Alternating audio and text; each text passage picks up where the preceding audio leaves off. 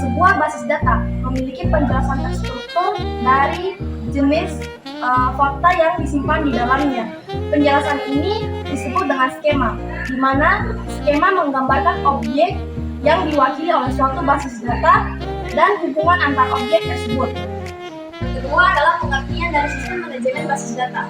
Sistem manajemen basis data adalah perangkat guna yang bertanggung jawab atas semua akses ke basis data, di mana basis data itu sendiri adalah kumpulan data yang saling terhubung, diorganisir dengan struktur tertentu dan disimpan dengan baik. Menurut Gordon C. Everest, sistem manajemen basis data adalah manajemen efisien untuk mengorganisir sistem data. Materi selanjutnya yaitu mengenai fungsi dari sistem manajemen basis data. Fungsi DBMS ini atau Database Management System dalam perkembangan aplikasi dan sistem sangat penting di dunia. Saat ini berbagai perusahaan, baik perusahaan nasional maupun perusahaan internasional, banyak menggunakan database untuk menunjang aplikasi dan sistem datanya. Nah, beberapa fungsi dari DBMS untuk menjaga integritas data dalam satu sistem, yaitu diantaranya menjaga integritas data, penyimpanan data, data literatur dan review, transformasi dan penyajian data, keamanan data, memungkinkan akses beberapa user, menyediakan prosedur backup and recovery, menyediakan akses dan pemrograman, menyediakan interface untuk komunikasi, dan manajemen transaksi. Sebuah DBMS yang lengkap terdiri dari beberapa esensial yang bekerja sama untuk mengelola dan memanipulasi data. Pertama, hardware merupakan infrastruktur fisik yang menyimpan dan mengakses data. Kedua, software. Software ini termasuk DBMS yang sebenarnya. DBMS ini memfasilitasi komunikasi antara pengguna dan basis data. Tindakannya sebagai perantara antara mereka. Ketiga, prosedur. Prosedur merupakan bagian integral dari sistem yang mengatur praktik sehari-hari untuk mendapatkan, memasukkan, memelihara, dan mengambil data dari basis data. Data merupakan inti dari DBMS. Informasi yang diperlukan oleh pengguna dan metadata, yaitu informasi tentang struktur dan karakteristik dari data itu sendiri. Kelima, pengguna. Pengguna termasuk berbagai peran seperti administrator basis data yang bertanggung jawab dan mengimplementasikan sistem basis data di organisasi. Baik, selanjutnya untuk pembahasan yang kelima, yaitu bahasa yang digunakan dalam DBMS. Nah, bahasa yang digunakan dalam DBMS ada dua. Yang pertama yaitu Data Definition Language atau disingkat DDL. Nah, hasil kompilasi dari perintah DDL ini adalah satu dari set tabel yang disimpan dalam file khusus disebut Data Dictionary. Untuk bahasa selanjutnya yang digunakan yaitu DML atau Data Manipulation Language. Manipulasi data dari DML ini meliputi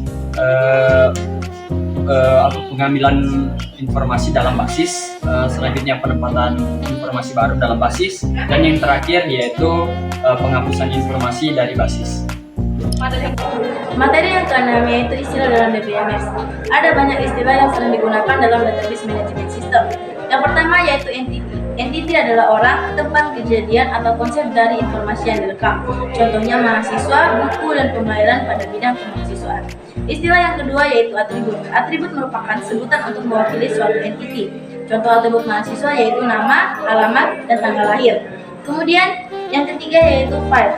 File merupakan istilah untuk merepresentasikan atribut dari rekod yang menunjukkan suatu item data. Contohnya nama, alamat, dan sebagainya. Kemudian istilah yang keempat yaitu karakter. Karakter merupakan bagian data terkecil, dapat berupa karakter numerik, huruf, dan karakter-karakter khusus untuk membentuk suatu item data. Kemudian yang istilah yang kelima yaitu rekod. Kumpulan dari file membentuk suatu rekod. Rekod menggambarkan suatu data individu tertentu. Kemudian istilah yang terakhir yaitu file. File merupakan kumpulan rekod-rekod yang membentuk satu kesatuan data yang sejenis. Contohnya, file mata kuliah berisi semua data mata kuliah yang ada.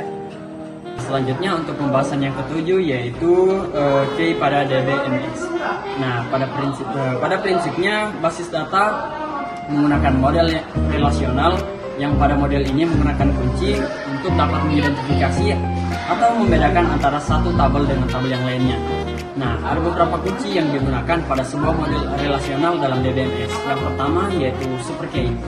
Nah, super key yaitu atribut atau kumpulan atribut yang secara unik dapat mengidentifikasi sebuah tuple. Nah, yang kedua, kandidat kedua yang terpilih yaitu super key. Super key yang minal dapat mengidentifikasi tuple secara unik. Nah, yang ketiga yaitu ada primary key. Primary key adalah kandidat ketiga yang terpilih yang secara unik dapat mengidentifikasi sebuah tuple. Nah, yang keempat yaitu ada alternate key. Alternate key adalah yang tidak terpilih. Selanjutnya untuk yang kelima yaitu ada composite key, yaitu adalah gabungan dua key atau lebih yang secara unik dapat mengidentifikasi sebuah tuple.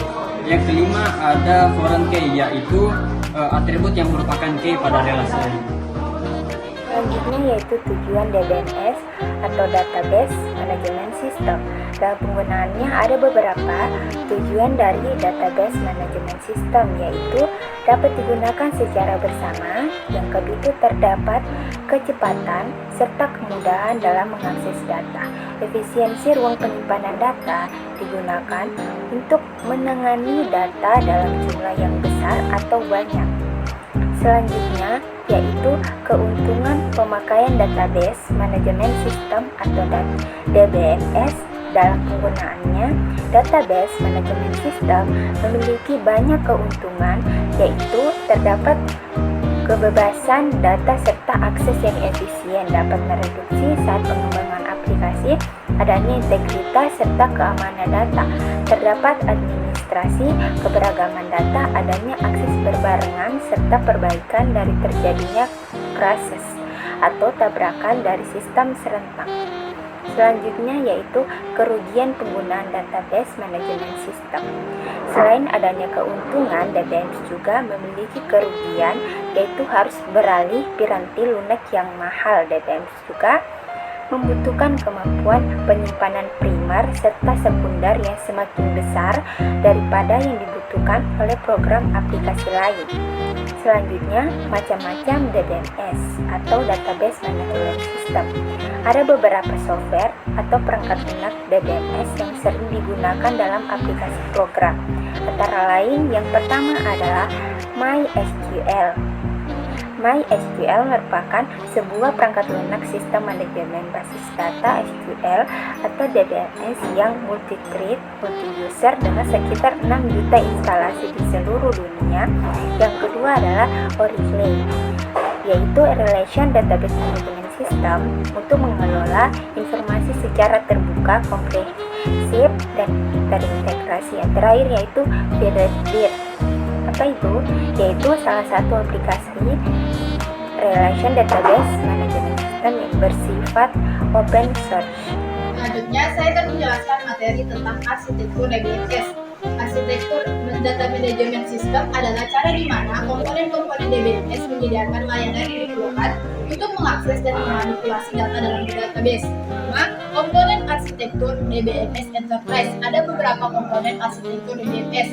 Yang pertama, data dictionary atau sebuah repository untuk menyimpan data definition dan deskripsi data di dalam database. Yang kedua, DBMS Utilities adalah program yang memungkinkan user mengelola data dengan cara create, edit, delete data, dan file report. Yang terakhir adalah generator, yaitu sebuah program yang menyimpan laporan yang berasal dari data di dalam database. Kedua, struktur memori arsitektur DBMS Enterprise. Struktur di dalam arsitektur DBMS ada 4. Yang pertama, struktur hierarki digunakan dalam DBMS mainframe awal. Yang kedua, struktur jaringan terdiri dari hubungan yang lebih kompleks dengan catatan akses sebagai salah satu dari beberapa jalan. Yang ketiga, struktur relasional atau struktur yang paling umum digunakan saat ini. Yang terakhir, ada struktur multidimensi. Struktur ini menampilkan tampilan struktur seperti data dan mudah untuk mempertahankan karena catatan disimpan sebagai atribut fundamental.